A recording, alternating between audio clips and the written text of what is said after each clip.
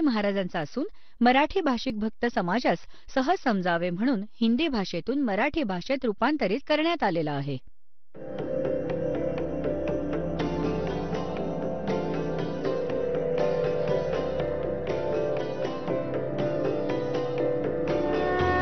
और ज्ञान सब ज्ञानड़ी कबीर ज्ञान सो ज्ञान और जैसे गोला तोब कायम करता चले मैदान. जगद्गुरु तत्वदर्शी संत रामपालजी महाराजांचे अमृत वचन सर्व पवित्र धर्मांच्या व पवित्र शास्त्रांच्या आधारावर. के रोजा बंग नमाज देई रे बिस्मल की नई बात कही रे. हजरत मोहम्मद जेव्हा पहिल्या वेळी गेले तेव्हा तर ते काळापर्यंत सीमित होते. पडद्यामागून आवाज आला होता, नमाज करा. 50 नमाज करण्यास सांगितले होते. मग परत प्रार्थना केली की काही कमी केले, परत ती प्रार्थना केली, परत काही कमी केले. लास्टमध्ये 5 वेळच्या नमाजाचे फायनल झाले होते की 5 वेळा तर नमाज करावाच लागेल तुम्हाला. आणि रोजा म्हणजे व्रत आणि बांगचा आवाज लावा हे भगवान दया करावी. आवाज लावून आवाज ही साधना करणे. तर म्हणतात की हे हजरत मोहम्मदजी जिथून हा आदेश घेऊन आले होते त्यामध्ये सुद्धा त्या काळ भगवानाने सुद्धा यांना बिस्मित करण्याचा आदेश नव्हता दिला. काय सांगितलंय की रोजा बंग नमाज देई रे बिस्मल की नई बात कही रे. आणि मग काय सांगतात की एक वेळा हजरत मोहम्मदजींनी, आता पुण्यात्म्यांनो, जसं तुम्ही पाहता ना चुंबकाला एखादा लोखंडाचा तुकडा लावला जाईल थोड्या वेळासाठी, तो पण अस्थायी चुंबक बनून जातो.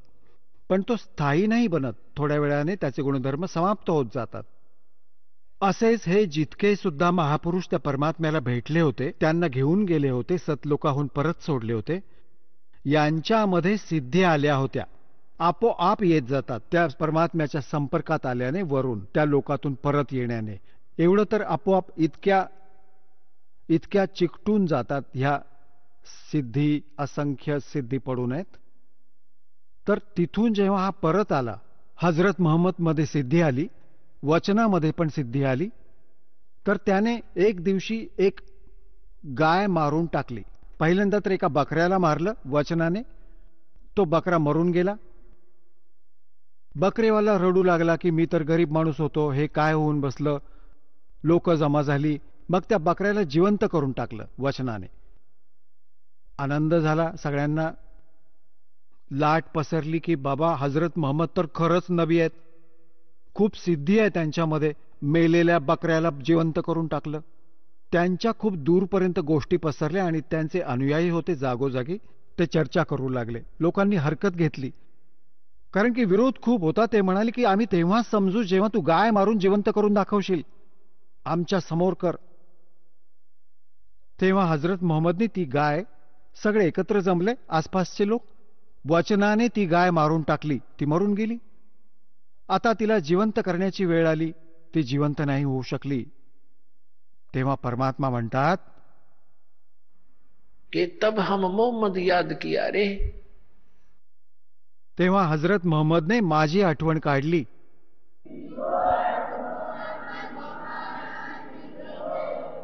तब हम मोहम्मद याद किया रे शब्द स्वरूपी हम बेग गया रे.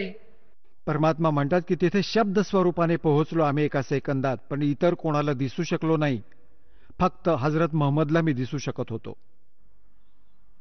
मुई गऊ हमने तत्काल जिवाई और तब मोहम्मद के निश्चय आई. त्या मेलेल्या गायीला मी जाऊन तात्काळ जिवंत केलं. तेव्हा मोहम्मदजींना विश्वास वाटला की कबीर खरंच हे तर परमात्म्याचे प्रतिनिधी आहेत. म्हणतात की जब मोहम्मद के निश्चय आई तुम कबीर अल्लाह दरवेशा और मोहम्मद का तब गया अंदेशा. नंतर काय म्हणतात कि नबी मोहम्मद नमस्कार है राम रसूल कहाया 1,80,000 को सौगंध जिनने कर चलाया। अरस कुरस पर अलह तकत है, अरस के कुरस पर, आकाशाच्या अंतिम टोकापर्यंत अरस कुरस पर अलह तकत है। त्या परमात्म्याचं स्थान आहे जिथे कबीर साहेबांचे आपले स्थान आहे। और खालिक बिन नहीं खाली, त्या परमात्म्याच्या दृष्टीत सगळे प्राणी आहेत, त्याच्यापासून कोणीच वाचले नाहीयेत। और वो पैगंबर पाक पुरुष थे साहेब के अब्दाली। आता काय सांगतात की तुम्ही हजरत मोहम्मदचे नाव घेऊन गाय मारत आहात। ही गाय जी मानता आहात दिवस विशेष करून गाय मारत असता, तर त्यांनी गौ शब्दाने मारली होती आणि शब्दानेच जिवंत केली होती। कारण की लोकांनी असा विचार केला होता की जर मोहम्मदने जिवंत करून दिली तर त्याच्यासाठी परत सांगितलंय की मारी गौ शब्द के तीरम, वचनाच्या तीराने मारली। और ऐसे होते मोहम्मद पीरम, ते मोहम्मद पीरम असे होते। और शब्द फेर जवाई, अनसा राख्या गोसत नी बाखा, ऐसे पीर मोहम्मद भाई। आता परमात्मा पहा, आपण तर सगळं काम करून टाकलं, मग त्याला शाबासकी देतायत। अरे हजरत मोहम्मद तर असे महापुरुष होते, त्यांनी वचनाने गाय मारली होती आणि वचनाने जिवंत करून दिली। मांस नाही खाल्लं, त्यांनी जीवाचं रक्षण केलं। तुम्ही तर मांस खाताय त्याचा आडोसा घेऊन। तर त्यासाठी म्हणतायत की वो पैगंबर पाक पुरुष थे साहेब के अब्दाली, ते महापुरुष होते, पवित्र आत्मा होते। तुम्ही त्यांच्या आड हे पाप करता स्वतः आणि नाव त्यांचे घेता। नबी मोहम्मद नमस्कार है राम रसूल कहाया। ते तर आदरणीय महात्मा होते, महापुरुष होते, परमात्म्याचे नबी म्हणवले। और 1,80,000 को सौगंध, त्या शपथ आहे, त्या 1,80,000 मुसलमान बनले होते जे साधेसुधे होते। त्यांनी करवत नाही चालवली, त्यांनी जुलूम नाही केला ज्याची तुम्ही सुरुवात करून ठेवली आहे। आणि म्हणतायत अरस कुरस पर अल्लाह तकत है, खालिक बिन नहीं खाली, और वो पैगंबर पाक पुरुष थे साहिब के अब्दाली। ते तर पवित्र आत्मा होते, परमात्म्याच्या कृपेला पात्र होते। तर अशा प्रकारे परमात्मा हे सांगू इच्छितात की ज्ञानानेच आपण तिथे घेऊन जाऊ। आता जसे हजरत मोहम्मदला घेऊन गेले ते दृढ नव्हते, चांगले आत्मा होते, तसे भेटले भगवानाला स्वभाववश, पण तिथे नाही राहिले। आणि आता बघा ही कहाणी कशी बिघडली यानंतर इथे। तर अशा प्रकारे ह्या ज्ञानानेच आपण सतलोकात जाऊ, कारण की आपल्याला हा दृढ विश्वास असेल की हे जे ज्ञान दिले जात आहे ओनली या दासाचे नाही आणि केवळ एक बनावट इतिहासाचे नाही, हे स्वतः गॉड गिव्हन परमात्म्याने येऊन सांगितले आणि आपले साक्षीदार बनवले, सतलोकात घेऊन जाणं आणि परत सोडलं त्यांना।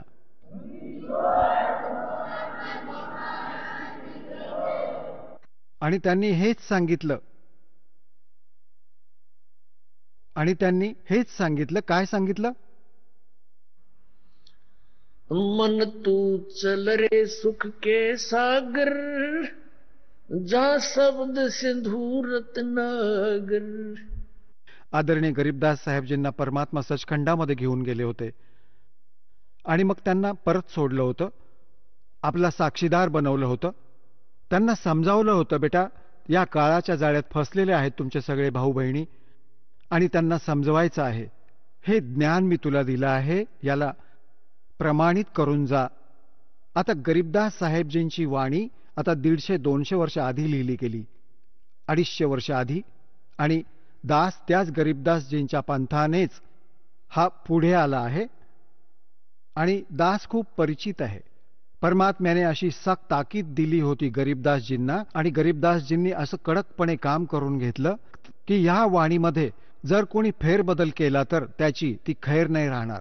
हा दास बघत होता की गरीबदासजी संत महात्मा होते, ग्रंथ साहेब मध्ये बऱ्याच काही गोष्टी अशा लिहिल्या होत्या की त्यांना वाटत होते की यावर कोणी संशोधन करावं। तर एकाने प्रयत्न केला होता, त्याला लकवा मारला गेला संताला, आजीवन दुःखी झाला। सगळ्यांनी मानलं की हे ज्याच्यामध्ये लिहिलं आहे परमात्म्याचा आदेश आहे की गरीबदासजी नाराज होतील, याला चेंज नका करू, नाहीतर हे पण बिघडवून टाकतील स्वरूप या वाणीचं। आणि इतकं हे प्रकाशात आलं नाही, एवढं पॉप्युलर नाही झालं।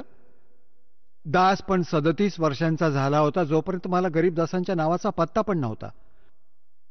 जेव्हा 37 वर्षांच्या वयात नाम प्राप्त झालं सन 1988 मध्ये, तेव्हा गरीबदास नाव ऐकलं होतं आणि मग तिथे जाऊ लागलो जेव्हा वाणी ऐकली होती किंवा वाचणं झालं नाही. अशा प्रकारची अमरवाणी आम्ही ना कधी बघितली. आम्ही तर हनुमान चाळीसा वाचत होतो. ही सगळी वेगळ्या प्रकारची वाणी. आणि जेव्हा त्यात हे सांगू लागले की ज्यामध्ये काही अशा गोष्टी आहेत, परमात्मा जसा आपल्या लेकरांना धमकी देत असतो सगळ्या पंथ आणि ग्रंथवाल्यांना, इतरांनाही, अशी वाणी पण लिहिली आहे. तर मग कोणीतरी सांगितलं की अशी अशी वाणी सुधारली पाहिजे. तेव्हा दुसरा महात्मा म्हणत होता की ह्याच्यात छेडछाड नका करू. एकाने असं केलं होतं तर असं खूप दुःखी झाले होते ते. परमात्म्याने जी वाणी लिहून ठेवली आहे त्यात परिवर्तन नाही व्हायला पाहिजे. तर ह्या दृष्टिकोनामुळे हा बिघाड नाही होऊ शकला. हे ॲज इट इज मिळालं आपल्याला. परमात्म्याने हे दुसऱ्यांदा अशासाठी दिलं होतं की कबीर सागरमध्ये यांच्या काळांच्या दूतांनी गडबड करून ठेवली होती.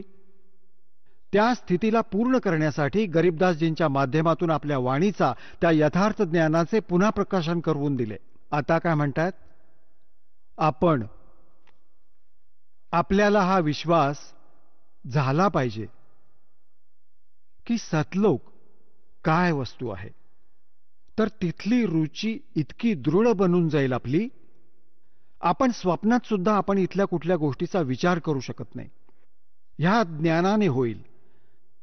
जसा आपण हा नकली पंथ सांगत राहिले, सतलोकाचे गुण गात राहिले, सचखंड सतलोक म्हणत राहिले, सत्पुरुष पण लक्षात होता यांच्या, पण यांना हे नव्हतं माहिती की सतनाम काय आहे, सत्पुरुष कोण आहे, सतनाम काय आहे, सतलोक काय आहे, सारशब्द काय आहे.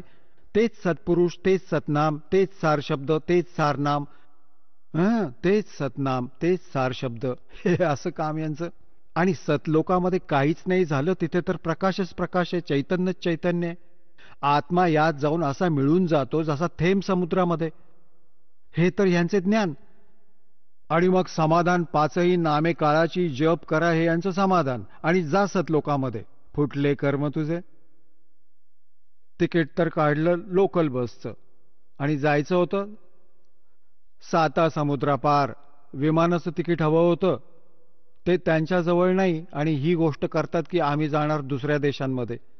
म्हणजे दुसऱ्या देशातून स्वदेशी यायचं असेल, तिकीट तर घेऊन ठेवलं लोकल बसचं. आणि सांगतात त्या विमानाला की सतलोक हिंदुस्थानात येऊ. तर त्या विमानाचं तिकीट तर वेगळंच असतं, त्या लोकल बसच्या तिकिटापेक्षा वेगळं असतं. तर हे सतनाम जे आहे ते इथून सतलोक जाण्याचं तिकीट आहे. आणि सारनाम मग ह्यामध्ये लांबचा रस्ता होईल तर गोष्ट जमलीच. मग तिथेच पोचू सतलोकामध्ये. तर तिथे अशी सृष्टी आहे जी इथे तर काळाने डुप्लिकेट बनवून ठेवली आहे. सारं मटेरियल नकली, 5 तत्व 3 गुणांनी. हे नाशवंत आहे इथे सगळे काही. भगवान यांचे देवता, कृत्रिम सगळे नाशवंत आहेत. आणि तिथे सतलोकामध्ये आता परमात्म्याने आता ज्ञान ऐकूया. जसे की श्रीमद भगवद्गीता अध्याय नंबर 7 श्लोक 29 मध्ये सांगितलंय की तद्ब्रह्माला जाणून आणि सारे अध्यात्म ज्ञानाशी परिचित, सगळ्या कर्मांशी परिचित प्राणी केवळ जरा आणि मरणापासून, जरा म्हणजे वृद्धावस्था, म्हातारपण, मरण म्हणजे मृत्यूपासून सुटकेचा प्रयत्न करत असतात. ते त्या तद्ब्रह्माला जाणत असतात. तद्ब्रह्माच्या विषयी अर्जुनाने 8व्या अध्यायाच्या प्रथम श्लोकात विचारले की किम तद्ब्रह्म.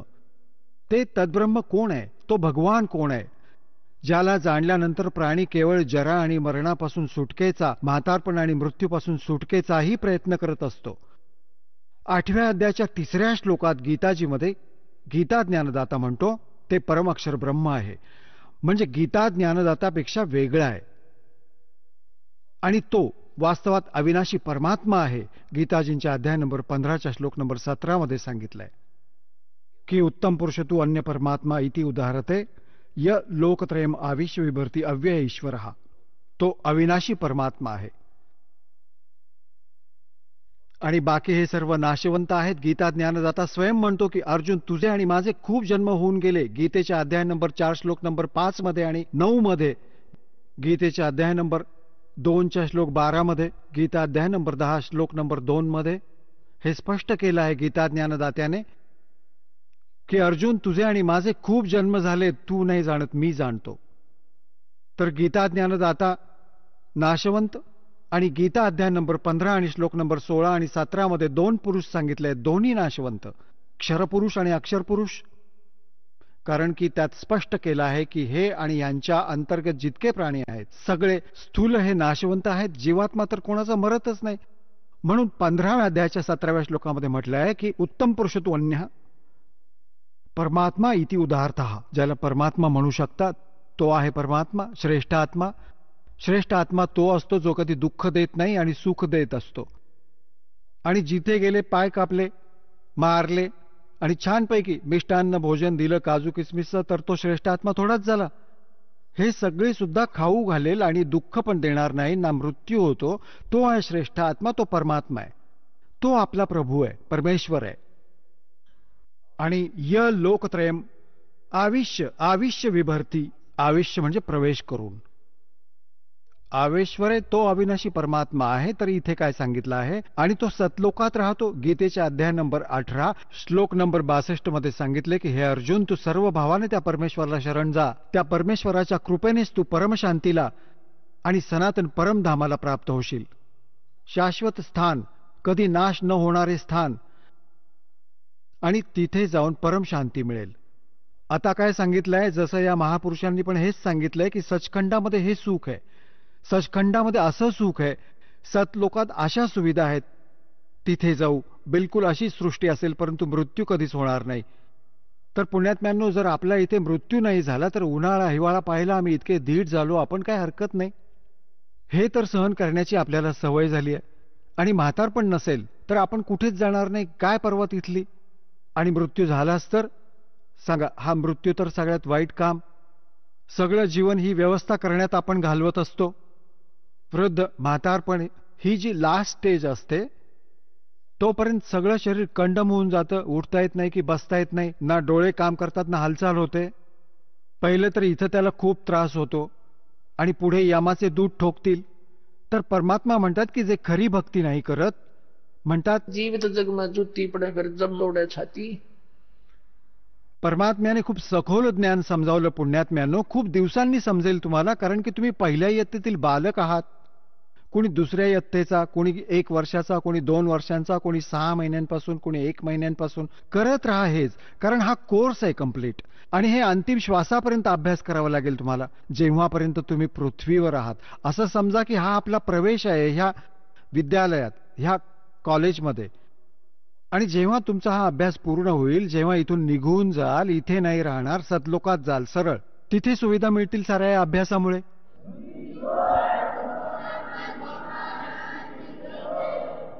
जसं मुलगा कॉलेज शाळेत शिक्षण घेतो, तर त्या अभ्यासाचं फळ त्याला त्या कॉलेजमध्ये नाही मिळत. तिथे जाऊन जर कोणी बडबड करत असेल तर तो आपलं जीवन नष्ट करतोय. तिथे सुविधा घेत राहिलाय, पिक्चर बघतोय, चांगलं खाणं खातोय, दारू बिरू शराब पितोय, आणि अभ्यास नाही. तर इथे जे अन्य कार्य आपण करत आहोत ते ह्या कॉलेजच्या नियमांच्या विपरीत आहे. हे नाही करायचं आपल्याला. इथून तर आपण आपला अभ्यास करून, मेहनत करून, भक्ती करून, आणि ही सुविधा आपल्याला सतलोकात मिळेल. जो मुलगा शाळेत कॉलेजमध्ये जातो त्याच्या सुविधा त्याला बाहेर फील्डमध्ये मिळते, तिथे नाही मिळत. परमात्म्याने हा दास पाठवून दिला आपल्यासाठी इथे टीचर बनवून. आणि तुम्ही स्टुडंट विद्यार्थी आहात, आणि हे आधुनिक इन्स्ट्रुमेंट हे गॉड गिव्हन आहे असं नका समजू. मनुष्याचा शोध आहे हा मनुष्य इथे होता 4 युग झाली. मागचा इतिहास बघून घ्या. एक रेडा आहे, बग्गी एवढं स्थान असायचं. आता त्याच्यात 6-6 खेचरं जोडली गेली, घोडे. आता त्यातूनच फिरतायत हे मानव. कुठे काय होतं, यांच्याकडे पूर्वी मातीच्या हे कटोऱ्यात रोटी खात असत, कटोऱ्यामध्ये. तर हे देवाने दिलं आहे की एक टीचर घरी बसून शिकवतो, ऐकतील, अभ्यास करतील मुलं आपल्या देवाची सगळी लेक्चर. हा दास लेक्चर देईल, भगवानाने दिलं ज्ञान घरी बसून ऐकतील आणि शिकतील आणि गदगद होऊन जातील घरी बसून. ना हे इन्स्ट्रुमेंट मनुष्य बनवत, ही चूक आहे त्यांची. स्वप्नात सुद्धा विचार नका करू. म्हणून दात्याने दया केली. हे आत्ताच बनलं हे टीव्ही बीव्ही, हे आधी नव्हते. 5500 वर्ष झाली कलियुगात येऊन, आता ही मधली पिढी आली. म्हणून देवाने तुम्हाला शिक्षित पण केलं आणि या सुविधा, इन्स्ट्रुमेंट दिले, प्रोजेक्टर दिला. इतक्या दूर बसून सहजपणे प्रमाण बघू शकतात. निसंशय होता एका मिनिटामध्ये ज्ञान समजायला लागतं.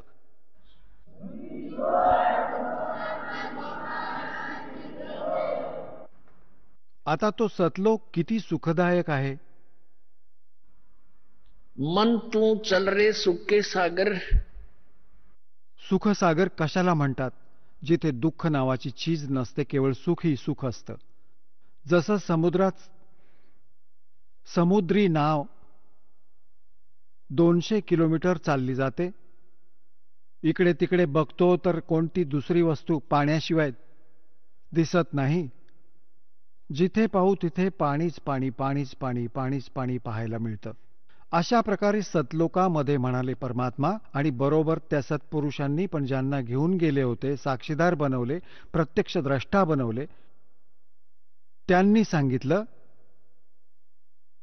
की तो सुखसागर आहे. तिथे कुठली दुःख नावाची वस्तू नाही, कुठे सुद्धा. शंखों लहर मेहर की उपजे और कहर नहीं जा कोई. दास गरीब अचल अविनाशी और सुख का सागर सोई. आता काय सांगतायत गरीबदास साहेबजी, परमात्म्याचे प्रत्यक्ष द्रष्टा, भगवानाला पाहून, त्याचं स्थान पाहून. जसं पुण्यात्म्यांनो दासाबरोबर बरेच वेळा अशी कहाणी घडली आहे. हे मागचे संस्कार होते. ती भक्ती उफाळून येत होती. तर किती वेळा अशी मनाची स्थिती होत असायची, जसं आपल्याला कोणी वाईट बोललेलं असेल त्याने दुःखी पण होतो, कुठलं टेन्शन आलेलं असतं, किंवा कोणाच्या विषयी आणि तसा द्वेष भरलेला असेल तर तो नक्कीच लयाला जाईल. अगदी स्वप्नासारखं खूप वेळ विचार करत बसतो की हे असे त्याने कष्ट दिले होते, निकामा मनुष्य आहे, हे मनातच येत नाही. आणि असं असतं की जसं आपल्यासारखे दिसतात, कोणतंही टेन्शन कुठल्या प्रकारचं आपोआप नष्ट होऊन जातं. खूप वेळपर्यंत, म्हणजे थोडा वेळपर्यंत राहतं तिथे. तिच्या जाण्यानंतर बघतो पुन्हा तेच जसंच्या तसं. त्याने असं केलं, त्याने तसं केलं, त्याने असं करायला नको होतं, आणि ती चिंता, ते टेन्शन परत स्टार्ट होऊ लागतं. तर ती एक कृपेची लहर होती. म्हणजे आपला शत्रू सुद्धा मित्र दिसायला लागला होता. ती लहर अशी आतून उठून आली आणि तिच्या जाण्यानंतर पुन्हा तोच कहर जसाच्या तसा. त्याने असं केलं, हे असं झालं, फलाणं झालं, ते कसं होईल. तर ही कहरची लहर सुरू होईल, ती कृपेची लहर होती. तर गरीबदास साहेबजी म्हणतात, शंखों लहर मेहर की उपजे. तिथे सारे असे उमंग उठतील, कोणाविषयी द्वेषच नाही वाटणार, करण्याने इच्छेनेही नाही होऊ शकणार. तिथे व्यवस्थाच अशी आहे. आणि तिथे कुठली राग द्वेषाची गोष्टच नाही. कोणी ना कोणी आता हावच नाही कुठली. इथे आपण डाकू बनलो, धनी बनलो, लुटेरे बनलो, डाके घातले, लाच घेतली, आणि भेसळ केली, 36 पंगे घेऊन करून जुगारसारखे केले. सुखी व्हायचं होतं तर दुप्पट दुःख होत जाते. पाप जमत जातं तुमच्या डोक्यावर. ते धन तर तुमच्याजवळ राहणार नाही, कोणत्या तरी कारणाने निघून जाईल, आणि पाप सुरक्षित राहतील आणि दुपटीने भोगावे लागतील.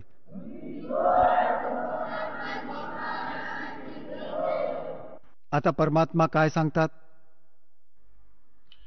कि शंखों लहर मेहर की उपजे और कहर नहीं जा कोई.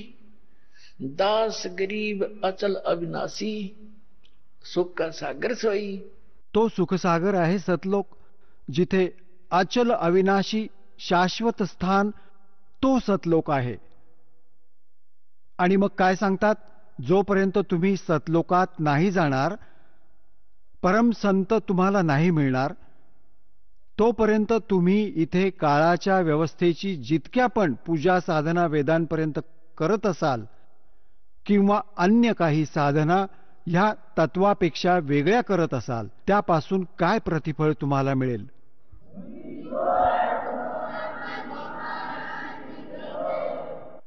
काय सांगतायत, कोट जन्म तन बरमत हो गे कुछ ना हाथ लग्या रे. कुकर सुकर खरबया बोरे कौवा हंस बुगारे.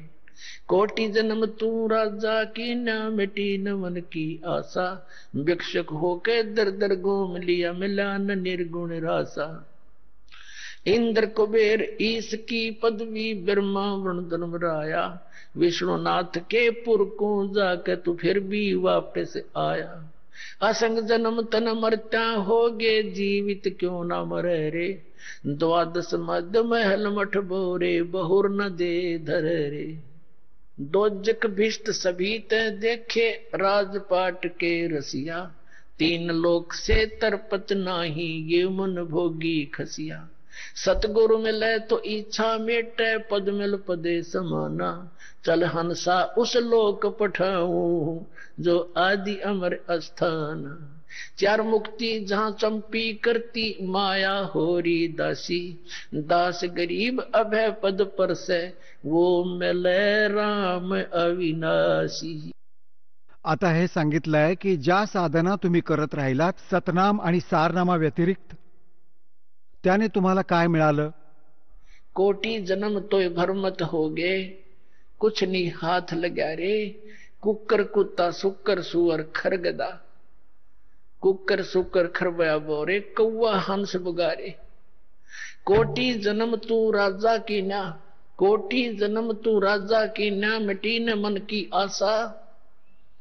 और भिक्षुक होकर दर दर घूम लिया, ये मिला नहीं निर्गुण रासा। काय म्हणतात गरीबदास साहेबजी आपल्या परमात्म्याला साक्षात बघून? पुण्यात्म्यानो, आजचा सारा सत्संग आणि म्हणजे हा जो 3 दिवसांचा सत्संग स्टार्ट जिथून झाला होता की परमात्मा कोण आहे आणि हा जन्म मृत्यूचा रोग आपला कसा नाश होईल, याचे जोपर्यंत आपल्याला प्रमाण नाही मिळणार की कोणत्या महापुरुषांचा असा रोग गेला आणि त्यांनी कोणता मंत्र कोणत्या औषधाचा प्रयोग केला, तर तोपर्यंत आपल्याला दृढ विश्वास नाही होऊ शकत की जे उपचार आपण पुढे करणार आहोत हा आपल्याला स्वस्थ तरी करेल की नाही. तर जेव्हा हा दृढ विश्वास होईल तेव्हा तुम्ही याला समर्पित होऊन जाल आणि असं काम होईलच होईल, कारण हे प्रमाणित आहे आणि होऊन चुकलंय. तर ह्याच्यात काय सांगितलंय कि साधों से ती मस्करी और चोरा नाल खुशहाल, ये तो मल अखाड़ा जीतेंगे भाई युगन युगन के माल. हे चांगले आत्मे जे युगायुगांपासून परमात्म्याच्या चरणांवर कोणता ना कोणता संघर्ष करत आले आहेत, त्यांच्यापैकीच आज सफल होतील.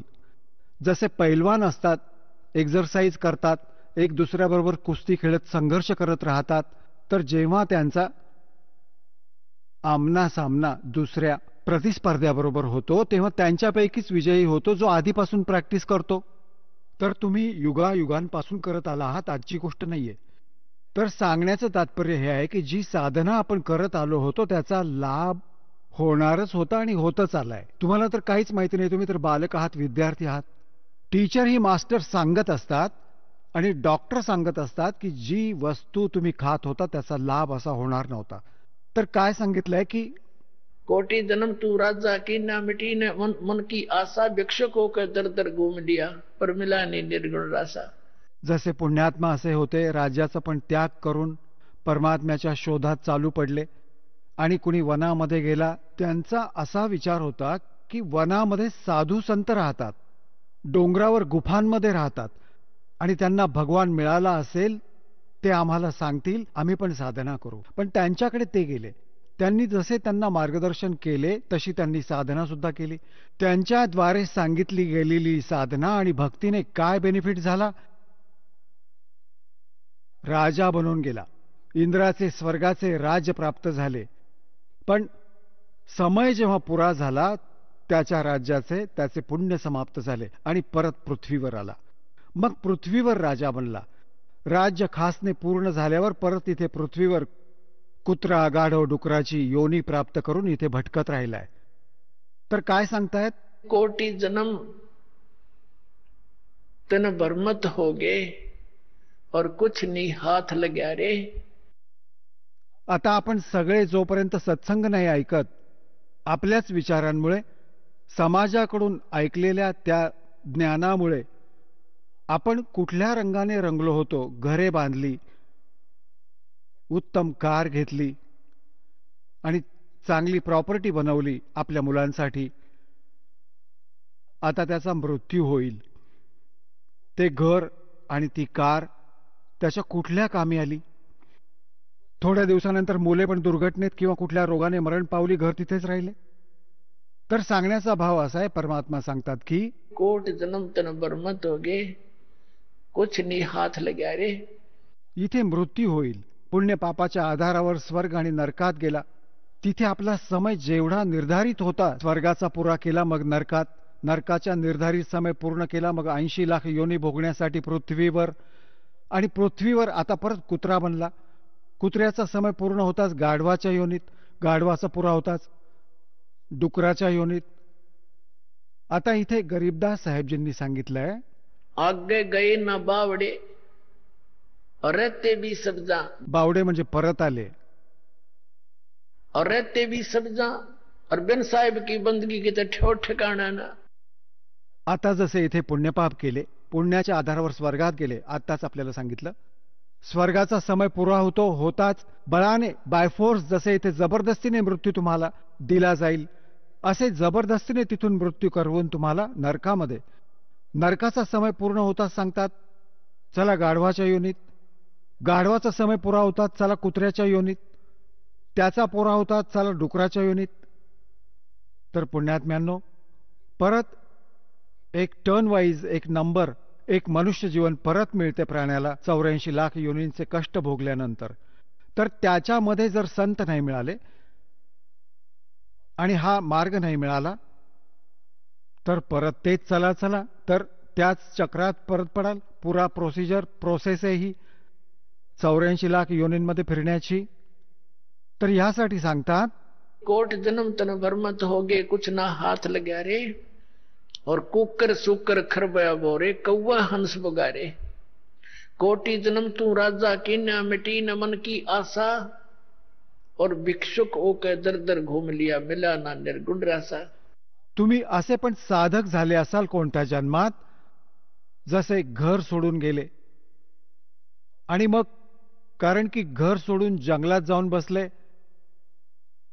आणि जंगलात भूक लागली, वनातून परत आला, भिक्षा मागितली. अशी अशी पण पुण्यात्मांची माहिती आम्हाला मिळाली की हा अशी साधना करत होता. गावातून खाणं मागून आणत होता, ओली कोरडी जशी कोणी देईल तशी, आणि 1-2 रोटी खायचा, बाकी टांगून ठेवायचा कपड्यात बांधून वृक्षावर. ती वाळून जायची, 2-3 दिवस त्यांनाच भिजवून भिजवून खायचा, मग दुसऱ्या तिसऱ्या दिवशी परत मागायला जायचा. तर परमात्मा म्हणायचे, तुम्ही असे पण साधक झाला असाल जे अशा श्रद्धेने, असे संयमी पण होते, आणि ज्या कारणाने तुम्हाला काय मिळाले? इंद्र कुबेर ईश की पदवी, ब्रह्मा वरुण धर्मराया. विष्णुनाथ के पुर को जाके तू फिर भी वापस आया. अशी साधना, असे खूप वैराग्य बनवून, सगळे काही त्यागून, इतके संयमी राहून, कठीण साधना करून सुद्धा तुला काय मिळाले?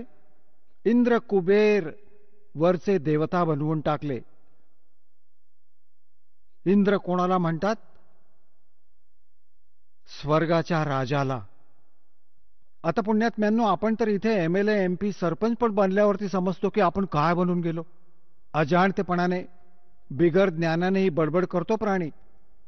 आता याने तुलना होऊन जाईल की राज्याची काय आवश्यकता आहे, कसे आहे हे राज्य. एक हा इंद्र कसा बनत असेल ह्याचा, एकतर हा इतके पुण्य करेल, धर्मयज्ञ करेल, 100 मण देशी तूप, एका मणात 40 किलो, 100 मण देशी तूप एका वेळच्या यज्ञामध्ये लावले. त्याच्यात हवन पण होईल, भंडारे पण होतील. आता जसे ज्याच्यात 100 मण तूप म्हणजे 4000 किलो जसे तूप लागले, तर तिथे अन्य खर्च किती होईल? आटा, मीठ, मिरची डाळीचा, तर त्याची तर गणतीच नाही.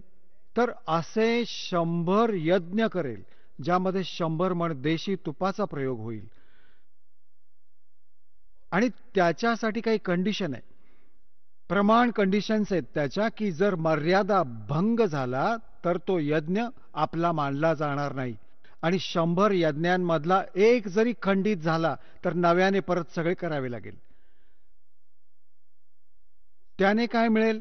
इंद्राची पदवी मिळेल. इंद्राचे म्हणजे स्वर्गाचा राजा इंद्र असतो, जसे प्रधानमंत्री माना भारताचा राजा. तर ह्या प्रयत्नाने, ह्या क्रियेमुळे त्याला इंद्राची पोस्ट मिळेल. त्या प्राण्याला स्वर्गाचा राजा बनून जाईल. आता त्या स्वर्गात तर साधा व्यक्ती सुद्धा जाऊन विचार करेल की मी सुखी होऊन जाईल, भोळेपणाने, अज्ञानाने.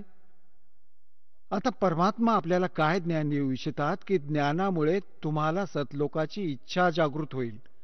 आता काय सांगू इच्छितात परमात्मा? की तुम्ही इथे छोटेसे राज्य प्राप्त करण्याचा प्रयत्न करत असता आणि ते इंद्राचे राज्य इतकी साधना करण्याने प्राप्त होईल. दुसरी त्याची पद्धत अशी आहे की इतके तप करेल, तपामुळे राज्य सुद्धा प्राप्त होत असते. परत त्याच्यात सुद्धा टर्म्स अँड कंडिशन्स असतात. तर वर्तमान जो स्वर्गाचा राजा असतो इंद्र, त्याला एक आणखी सूचना असते की तुझ्या शासन काळामध्ये जर इंद्राची पदवी प्राप्त करण्यायोग्य कोणी क्रिया केली, त्याला मध्येच पदमुक्त, पदरहित केले जाईल आणि त्या आत्म्याला त्याच्या पदावर विराजमान केले जाईल. तर त्याला चिंता लागून राहते की स्वर्गाच्या राजाला की कोणी पृथ्वी लोकामध्ये इंद्राची पदवी प्राप्त करण्यायोग्य कोणी ही क्रिया ना करेल, त्याला खंडित करण्यासाठी त्याचे डोके सारखे कायम करत असते. तुम्ही पाहत राहा इथे ह्या पृथ्वीचे एक छोटेसे MLA, MP, मंत्री, मुख्यमंत्री बनण्यासाठी हे किती उपद्रव करतात.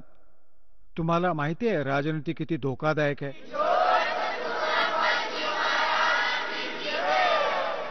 चला आता आपण त्या श्रद्धाळूंचे अनुभव जाणून घेऊयात, ज्यांनी जगद्गुरू तत्वदर्शी संत रामपालजी महाराजांकडून दीक्षा प्राप्त केलेली आहे, तसेच त्यांच्याद्वारा सांगितलेल्या भक्ती मार्गावर चालत आहेत. नमस्कार. नमस्कार. आपलं नाव? लक्ष्मण इंदू नाईक. आपण कुठून आलात? गाव व्याहूर, पोस्ट धुडवत, जिल्हा नंदुरबार. आपला व्यवसाय काय आहे? मी माझ्या घरात शेतीचा व्यवसाय करतोय. मी कपडे विकायचं काम करतोय आता. संत रामपालजी महाराजांची गुरुदीक्षा आपण कधी घेतली? 2013. संत रामपालजी महाराजांची गुरुदीक्षा घेण्या अगोदर आपण व आपला परिवार कोणती भक्ती साधना करत होतात? बलजीत सिंग महाराजांजवळ आम्ही नामदीक्षा घेतलं होतं पिंपळनरहून. ते पार्श्वनामाची साधना सांगितलं होती. जे पार्श्वनामाची साधना आम्ही 3 घंटे सांगितलं होती. प्रतिदिन 3 घंटे सुमरण ध्यान करायचा, तर ध्यान करानंतर तुम्हाला परमात्माचं दर्शन होणार असे सांगत होतं महाराजजी. आम्ही असं फारच दिवसात केलं होतं. असं एक दिवस, 2 दिवस, 2 महिने, 4 महिने, 5 महिने, 4 महिने, 6 महिने नंतर 3 वर्ष झाला. 3 वर्ष झाल्यानंतर आम्हाला काय परमात्माचं दर्शन झालं नाही. ना आर्थिक परिस्थिती सुधारली आम्हाला, ना आध्यात्मिक लाभ आम्हाला भेटला. तसं करता करता हम थकून गेलो होतो. त्याच्यानंतर मला एक महाराजजी भेटला का भाऊ उपास साधना करा 3 वर्षाचा, त्याच्यानंतर तुम्हाला परमात्माचं दर्शन होणार. त्यांनी सांगितलं की भाऊ 3 वर्ष उपास करण्यासाठी तुम्हाला वैराग्य बनावा लागेल, संसाराचा शिरीष दूर होणं लागेल, का तेव्हा तुम्ही परमात्माचं दर्शन करू शकणार. आणि एकच टाईम तुम्हाला जेवण करण्या लागेल, पाणी पण प्यायचं नाही, खायचं कायच काय नाही, एकच टाईम खायचं होतं असं सांगत होतं. मग रमजान केलं होतं आम्ही. त्याच्यानंतर रोजा 30 दिवशी रोजा ठेवलेलं होतं. त्याच्यामुळे रमजानमध्ये रोजा करत होतो. रोजा करीन मग कलम रोजा सकाळी 5-4 वाजता करायचं. मग त्याच्यात कलम बोलून मग दिवसभर सुमरण करायचं कलमामध्ये. मग ते करता करता करता आम्ही 26 दिवस सुधी रोजा केलं. त्याच्यानंतर 26वा जो रोजा होता त्या दिवशी आम्ही असं फारच चर्चा केली. त्याच्यानंतर आम्ही जे कलम बोलत होता, बिस्मिल्ला रहमान रहीम कर ला हिल्ला इलाही मोहम्मद रसूलल्लाह, हा कलमाचा पण मी जाप केलं होतं. आणि हा कलमाचा भक्ती करता करता इस्लाम धर्मामध्ये असं सांगतं आहे की ज्या दिवशी ईद राहतोय त्या दिवशी जर परमात्माचा अल्लाह से कुछ मांगो तो अल्लाह दे देता है. तो सर उच्च करीन आम्ही सांगितलं की हे परमात्मा, तुम्ही कुठे आहे, आम्हाला भेटा जल्दी. मग फारच दिवस असं झालं, करता करता करता मग ते रमजान असर पण पूर्ण झाला. त्याच्यानंतर मी एक जय गुरुदेव पंथाचा एक भगत होता, तो भेटला मला. तर 2008 मला भेटला. 8 भेटानंतर मी त्याचा माझा मुलाखत झाले का भाऊ, त्याच्याबरोबर तो खूपच असं चांगलं गोष्ट करायचं. चांगलं गोष्ट करता करता मग मी एक दिवशी असं झालं की माझ्या गावाहून त्याचं गाव 25 किलोमीटर आहे. माझ्या गावाहून 25 किलोमीटर आहे. तर मी त्याच्या गोष्टी असं पुचायचं की भाऊ हा असं चांगल्या गोष्ट कुठून सांगताय का, हा एवढी ज्ञानाचं बात एवढं कुठून सांगताय. मग त्याच्यानंतर मी त्याला एक दिवसाचं फुसलं, भाऊ तर हा पूर्ण सृष्टीचा परमात्मा कोण आहे. त्याने मला हसून दिलं, का नाही सांगितलं का पूर्ण परमात्मा कोण आहे. मला सांगितलं घरी चाल, तू घरी चाल तेव्हा सांगू.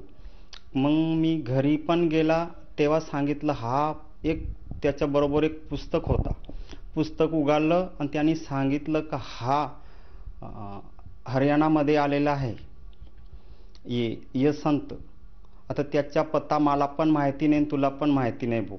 आपण केव्हा जाऊ काय जाऊ ते नक्की सांगू शकतो नाही. आमचं शहरात जो जवळचं शहर होतं ते पण आमचं फायलं नव्हतं. तर एवढी लांब कुठं जायचं काय करायचं. मग तसंच रोजचं आमचं यायचं. मग तसं आम्हाला 2013चा समय झाला. सर, जसं तुम्ही सांगत आहात की सुरुवातीपासूनच आपण भक्ती मार्गात होतात. जो भक्तिविधी आपल्याला सापडला त्या भक्तिविधीवर आपण भक्ती साधना केली. जसं की आपण जी परंपरागत भक्ती साधना आहे ती सुद्धा आपण करून बघितली. त्याचप्रमाणे आपण उपास तापास केले, वैराग्य धारण केलं आणि मुस्लिम धर्मामधील जो रोजा आहे, जो रोजाचा उपवास आहे तो सुद्धा आपण केला. परंतु मला असं विचारायचं आहे की ह्या वेगवेगळ्या पंथातनं आपण नामदीक्षा घेतली किंवा त्या साधनांचा आपण अवलंब केला. असं असताना आपल्याला संत रामपालजी महाराजांचा मार्ग कसा सापडला आणि आपण संत रामपालजी महाराजांच्या शरणात कसे आलात? हा फारच चांगला प्रश्न विचारलेला आहे की मी एक दिवसात असं श्रावण सोमवारामध्ये आमच्या गावात एक तीर्थस्थान आहे. तीर्थस्थानावर आम्ही असं एक बोलायचं होतं की तीर्थ नावे तर फल एक है, संत मिले फल चार, सतगुरु मिले फल अनेक है, कहे कबीर विचार. त्या दिवशी असे करून सांगून आम्ही निघून गेलो तीर्थामध्ये. तिथं गेलं जावानंतर आम्ही मंदिरामध्ये गेले. मंदिराच्या जवळ पाय पडलं, तिथं बसलं आणि पाया पडानंतर मग इथं साधू संत येता भाऊ, काय तर परमात्माची चर्चा करता, त्यांना आपण भेटू आणि काय तरू समजू भाऊ इथं आलेलं त्याच्या बरोबर. मग नदीमध्ये गेलं, तिथं आंघोळ करून घेतलं आणि मग त्यांच्या जवळ गेलं. त्याच्या जवळ जावानंतर मग संत रामपालजी महाराजाचं भगत होतं तिथं, जे तीर्थमध्ये आंघोळीसाठी येत होतं. मग त्यांना सांगत होता का ते भक्त का भाऊ हा संत रामपालजी महाराज आहे, शास्त्र अनुकूल भक्ती देतं, ह्याने पूर्ण मोक्षाची भक्ती आहे. आम्ही पण तिथं गेलो होतो. आम्हाला पण कळली ती बात का भगतजी काय सांगायचं ते आम्हाला काय माहिती नाही. पण आम्ही त्यांना सांगितलं की महाराजजी आम्हाला पण हा पुस्तक द्या. हा पुस्तक दिल्यानंतर आम्ही घरी गेलं. घरी जावानंतर आम्हाला वाचता येत नव्हतं. मग माझी पत्नी आहे ते वाचत होती. त्यानं सांगितलं की भाऊ हा पुस्तकचं जो ज्ञान आहे ते आम्हाला वाचून सांगा. मग त्यांनी वाचून सांगितलं आम्हाला. तिथं असं पेज सांगितलं त्यांनी, एक ज्ञानगंगा करून पुस्तक दिलेली होती. त्याच्यात मी एक असं पेज वाचलं की राम कृष्ण से कोण बढा उन्हें भी गुरु कीन्या. आता आम्ही ज्या पंथामध्ये जुळलेलो होतो, जो ठाकूरसिंग महाराज त्या पंथामध्ये, त्याच्यात एक मेन मुखिया होतो जो राधास्वामी. त्याचाच जीवनीत आमचं बरोबर होती. तर त्यांनी सांगितलं की भाऊ हा तर रामकृष्ण सारखंही पृथ्वीवर आलेले आहे मृत्यूमंडलमध्ये, त्यांनी पण हा गुरु केलेले, हा राधास्वामी गुरु नाही केलं. भगवंताची प्राप्तीसाठी गुरु करणं जरुरी आहे. तर मग आम्हाला असं कळलं की भाऊ गुरु करणं जरुरीच आहे. मग आम्ही ते तुरंत सोडून जे भक्त होतं संत रामपालजी महाराजांचं त्यांच्या जवळ गेलं. त्यांना सांगितलं भगतजी आम्हाला पण हा तुमच्या बरोबर यायचं आहे, पण आमची आर्थिक परिस्थिती एवढी खराब होती सरजी की आम्ही सांगू नाही शकतो. त्या टायमाला आम्हाला 30 रुपये रोज किंवा 50 रुपये रोज कामावर जायचं. मग आम्ही 1 ते 2 महिना काम केलं. काम केल्यानंतर आम्हाला असं तिथं हरियाणाला जायचं भाडं पण आमचं 2 महिन्यामध्ये पूर्ण झालं नाही होतं. मग त्याच्यामुळे आम्ही थकून गेलो, आता हरियाणाला नाही पोहोचू शकणार. मग त्या भक्तानं असं सांगितलं, भगतजी तुमच्या बरोबर किती पैसे आहे? भगतजी आमच्या बरोबर 1000 रुपये. मग त्याने असं सांगितलं, 1000 रुपये तुमच्या बरोबर ठेवा, मी किरायाचा भाडा करून देतो आणि खर्च तुम्ही करा आणि सहज म्हणून या आणि तिथं बघा आश्रममध्ये काय सोय आहे. आम्ही तसं खुश झालो भाऊ, आता भाऊ आपला नंबर लागला भाऊ असं करेन. मग आम्ही निघाला तिकडनं. मग जेव्हा आश्रममध्ये पोचला 2013 मध्ये तेव्हा तिथं पोचल्यानंतर आम्ही तिकडची जी व्यवस्था बघूनच आम्ही एवढं खुश होऊन गेलं का भाऊ जे स्वर्गात सुख सांगतं ते पण नाही आहे, त्याच्यात बी कमी आहे. एवढं सुखाचं स्थान होतं सतलोक आश्रम. मग तिथं पोचल्यानंतर माझ्या एक भक्ती मार्गामध्ये एक विशेष असा होता सरजी, की संपूर्ण सृष्टीचा मालक कोणीतरी आहे असा हा मनात माझा फारच दिवसाचा प्रश्न होता. तो प्रश्न असा होता, तो अनामी पुरुष करीन. हा अनामी पुरुष सगळ्या मोठा आहे असं माझ्या मनात होता. राधास्वामी पंथमध्ये जे जुळलं होतं त्या पंथात सत्संग ऐकलं. ते सत्संग ऐकानंतर बी आमचं दिल भरलं नाही का भाऊ एवढं संपूर्ण ज्ञान सांगानंतर बी आमचं मन भरलं नाही. मग त्याच्यानंतर संत रामपालजी महाराजनं सृष्टी रचना सत्संग सांगितली. सृष्टी रचना सत्संग सांगितली तर अनामी पुरुषचं नाम सांगितलं संत रामपालजी महाराजांना. मी लगेच त्या भक्तांना सांगितलं, भगतजी मला संत रामपालजी महाराजांजवळ नाम दीक्षा घ्यायचं आहे. ते भक्तांना सांगितलं, चला भाऊ आता नाम दीक्षा घ्यायचं आहे. तर मग तिथं गेलं नाम दीक्षा घेण्यासाठी. मग नाम दीक्षा घेण्यासाठी तिथं आम्ही गेलं. ज्याच्यानंतर तिथं काय तर नियम सांगताय. मी त्यांना असं सांगितलं, भगतजी मला नाम दीक्षा घ्यायचं आहे, नियम काय सांगा नाही, कसं आहे मला परमात्मा प्राप्तीसाठी मला नाम दीक्षा घ्यायचं आहे. सर, जसं तुम्ही सांगत आहात की संत रामपालजी महाराजांचं ज्ञान आपल्याला पुस्तकामार्फत कळालं आणि आपल्यामध्ये चहा निर्माण झाली संत रामपालजी महाराजांची नामदीक्षा घेण्यासाठी, आणि ते एके दिवशी संत रामपालजी महाराजांचा योग आला आणि आपण त्यांच्याकडनं नामदीक्षा घेतली.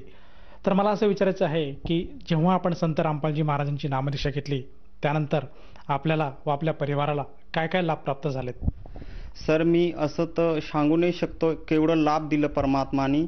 पण एक दिवशी असं माझ्या जुळानंतर मी थोडा दिवसानंतर भक्ती केल्यानंतर मला असं काय तर कळलं की काय तर व्यवसाय करू. व्यवसाय करानंतर मालिकाचं नाव घेतलं आणि व्यवसाय करता करता मी एक दिवस असं 2-1 वाजताचा समय होता. त्या दिवशी मी व्यवसायासाठी खेड्यावर जात होतो. मग रस्त्यात एक भेस होती. भेसनं असं मागूतीन माझी मोटरसायकल ती मागेतीन मारून दिलेली होती माझ्या गाडीला. मग मारली मी तिथं रस्त्यावर बेहोश झाल्यानंतर माझ्या असं 10-15 मिनिटांनंतर मला होश आली. होश आल्यानंतर मी उठलं आणि मग उठानंतर भाऊ माझ्या पायात काय लागलं का नाही लागलं असं काय बघितलं नाही. मी सिद्ध त्या गावात निघून गेलं. गावात जावानंतर मी डॉक्टरजवळ बी न गेलं. त्याच्यानंतर मी घर आलो. त्याच्यानंतर आज 2 दिवस मी धंदा केला. 2 दिवस धंदा केल्यानंतर मग माझा जो पाय आहे ते गाडीचं किक मारल्यानंतर एवढा सुजून गेला. तो एवढा मोठा सुजून गेला तर तो सुजला 15-20 दिवस झाला, पुरा पाकून फुटत नव्हता. मग एक दिवशी मी जायसाठी मला कोणी घरी नाही होता. कोणी नव्हता. मी एक माझ्या पडोशीमध्ये एक मुला होता. त्यांना सांगितलं, भाऊ मला गाडी चालू करून दे, मी गाडीवर बसून जायचं आहे. मग मी गाडीवर बसलं. मग जेव्हानंतर गाडी चालू करून दिले, बसलं आणि बसल्यानंतर 2-1 मिनटं झालं. पाय ठेवानंतर माझं ते पाय फुटलं. सर्जित एवढं फुटलं तर 2-3 किलोचं एवढं घाण निघलं ते पायात. एवढं घाण निघलं. मग पुरा पाय सडून गेला होता माझा. सडानंतर मी जे डॉक्टरजवळ ट्रीटमेंट चालू होता त्या डॉक्टरजवळ गेलो. त्या डॉक्टरांना असं सांगितलं की भाऊ मी माझ्या बसची बात नाही, आता तू एक MBBS डॉक्टर असेल त्याच्याबरोबर जा, ते तुझ्या ट्रीटमेंट करणार. मग त्याच्यानंतर मी हार मानून थकून गेलो भाऊ. त्याच्यानंतर त्या डॉक्टरजवळ गेलं. त्या डॉक्टरनं असं सांगितलं, भाऊ हा एवढा सुद्धा पाकून गेला होता तोपर्यंत कुठे गेला होता तू? मी त्यांना सांगितलं, डॉक्टरजी मी तिथं जो करत होता खेड्यावर जो डॉक्टर होतो ते जेवढं माझ्या एक दिवसात 2,000 3,000 जेवढं माझ्यापर्यंत पैसे घ्यायचं असेल तेवढे घेऊन घेतले त्यांनी. त्याच्यानंतर मग फुटून गेलं. त्याच्यानंतर नाही सांगू दिले कुठे पण जा भाऊ तुला इलाज करायसाठी. त्याच्यानंतर मी तुझ्याबरोबर आला. त्यांनी ते मला असं सांगितलं की सुईने टोचलं आणि काय नाही टोचलं, डायरेक्ट ट्रीटमेंट रूममध्ये घेऊन घेतलं आणि डायरेक्ट कातर काढली आणि डायरेक्ट माझ्या पायाला काटून टाकलं. कापानंतर मी एवढं चिक्का मारलं 1-2 कलाक. आता सर मी तुम्हाला सांगू नाही शकतो त्या समयामध्ये एवढं दुःख आलं मला. तर भाऊ जसं लोक सांगताय का भाऊ यमराजाचं जसं ठोकतंय तसंच मला वाटून राहिलं होतं की भाऊ हा डॉक्टर नाही कोणीतरी यमराज आहे भाऊ.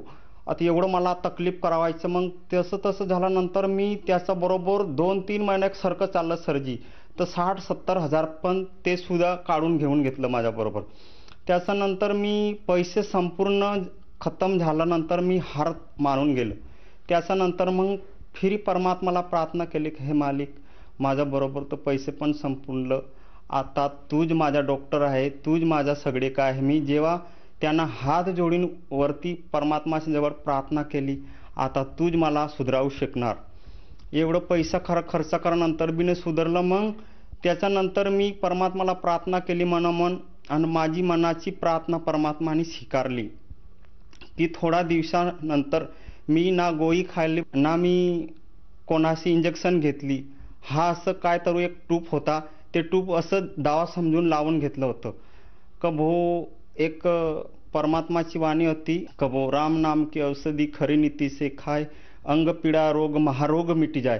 का भाऊ असं नाममध्ये एवढी शक्ती सांगता आहे परमात्मा. तर नामामध्ये एवढी शक्ती आहे तो शारीरिक शरीराचे बिमारी आहे ते पण खतम होऊन जाणार आणि जे मनुष्य जीवनचा जन्ममृत्यूचा जो रोग आहे ते पण खतम होऊन जाणार.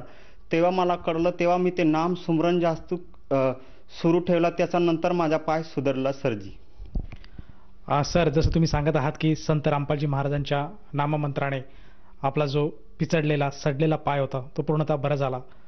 मला आणखीन असं विचारायचं आहे की जो शारीरिक लाभ आपल्याला झाला त्या व्यतिरिक्त आणखीन संत रामपालजी महाराजांच्या दयेने आपल्याला काय काय लाभ प्राप्त झालेत? मी आता माझी आर्थिक परिस्थिती एवढी खराब होती सरजी की मी पाय खराब झाल्यानंतर मी आता असं समजलं भाऊ माझ्याजवळ पैसे बी खतम झाले. मी थोडं पैसे व्याजून घेतलेलं होतं.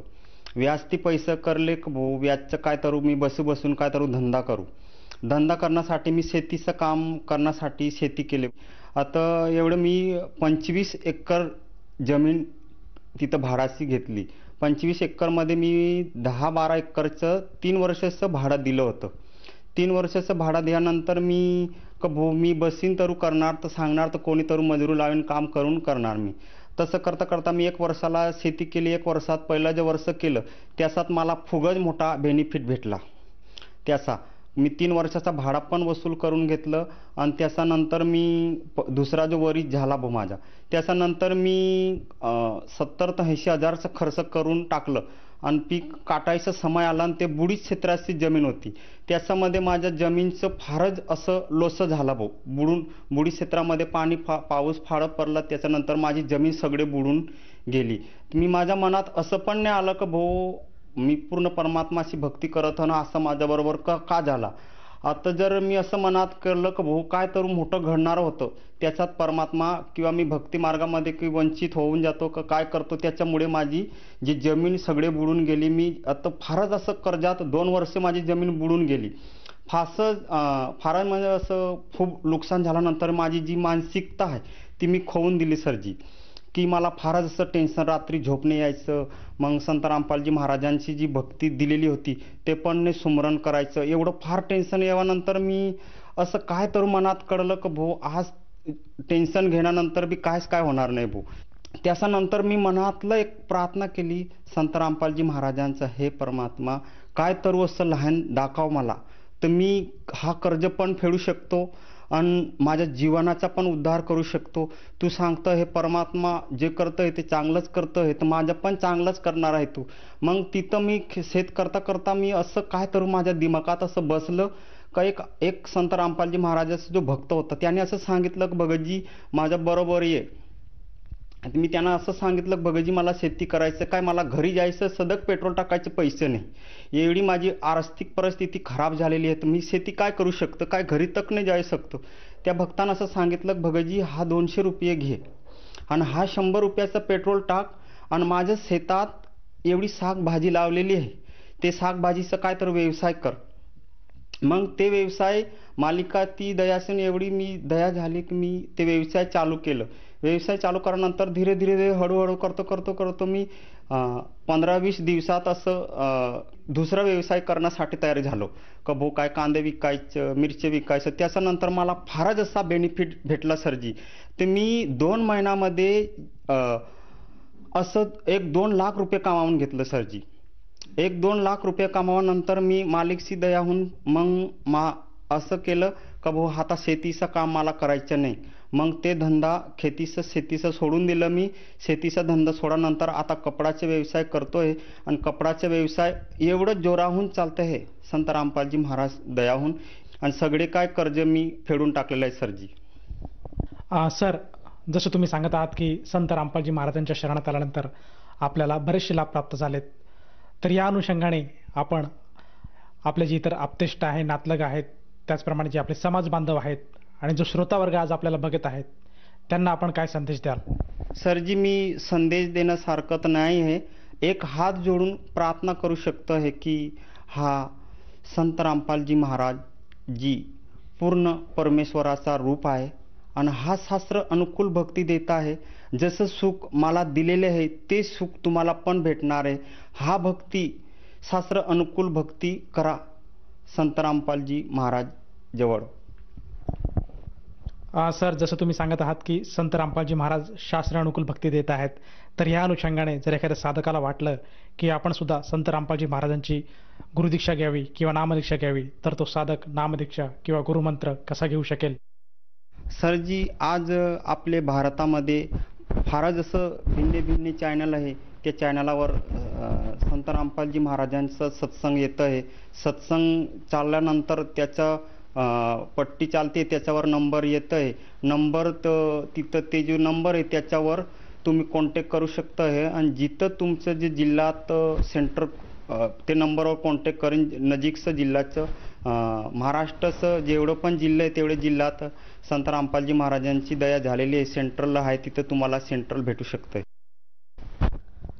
सर, जसं तुम्ही सांगत आहात की संत रामपालजी महाराजांच्या दयाने आज महाराष्ट्रामध्ये प्रत्येक जिल्ह्यामध्ये नामदान केंद्राची सुविधा उपलब्ध झाली आहेत, तर एखाद्या साधकाला तिथे जाऊन नामदीक्षा मिळू शकते. परंतु जर त्या साधकाला ती नामदीक्षा घ्यावायची असेल तर त्या साधकाला त्या नामदीक्षेसाठी किती पैसे मोजावे लागतील? सर, हे फारच चांगला प्रश्न विचारलेला आहे. कसं हा प्रश्न माझ्या मनात पण फार खटकत होता. कसं मी पहिलं जी भक्ती करत होता ना, तेव्हा एक माझ्या मनात असं शंका येत होती. मी जिथं बघितलं होतं ना तिथं पण पैसेच घेत होतो. जिथं जायचं तिथं पैसे घ्यायचं, जिथं जायचं तिथं पैसे घ्यायचं. तर मला ते शब्द मनात एवढं टकरायचं का भाऊ इथं पण ते हरिनामाची भक्ती नाही आहे.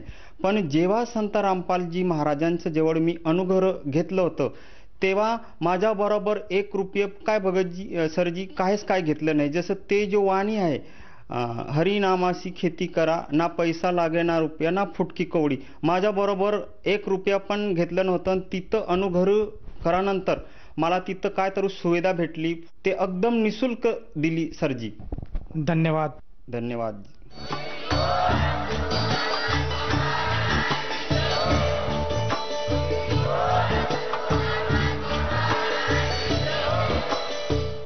आपण ऐकत होता जगद्गुरु तत्वदर्शी संत रामपालजी महाराजांचे मंगल प्रवचन.